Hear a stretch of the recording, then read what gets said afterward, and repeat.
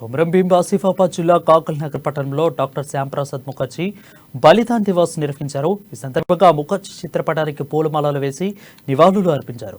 భారత మాత కన్నటువంటి గొప్ప జాతీయవాది డాక్టర్ శ్యాంప్రసాద్ ముఖర్జీ అని బీజేపీ రాష్ట్ర కార్యవర్గ సభ్యులు డాక్టర్ పాల్వాయి హరీష్ బాబు కొనియాడారు.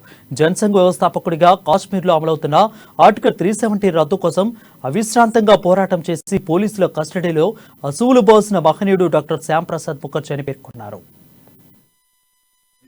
ఆయన చాలా తక్కువ సమయం బతికింది.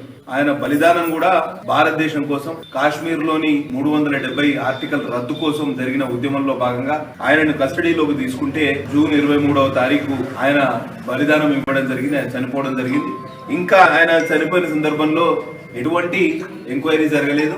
సాక్షాత్తు వారి తల్లి గారైన జోగ్మాయ దేవి గారు కూడా నెహ్రూకు ఆ రోజు వినతి పత్రం ఇవ్వడం జరిగింది. వారి మృతి మీద మీరు విచారణ జరిపించాలంటే ఎవరు కూడా విచారణ కూడా జరిపించారు. అనుమానాస్పద స్థితిలో ఆయన చనిపోవడం జరిగింది. జనసంఘను స్థాపించి భారతదేశంలో ఒక నూతన రాజకీయ ఒరవడిని తయారు చేసింది శ్యామప్రసాద్ ముఖర్జీ గారు. ఈ సందర్భంగా వారికి ఘన నివాళులు అర్పిస్తూ వారి దివ్య ఆత్మకు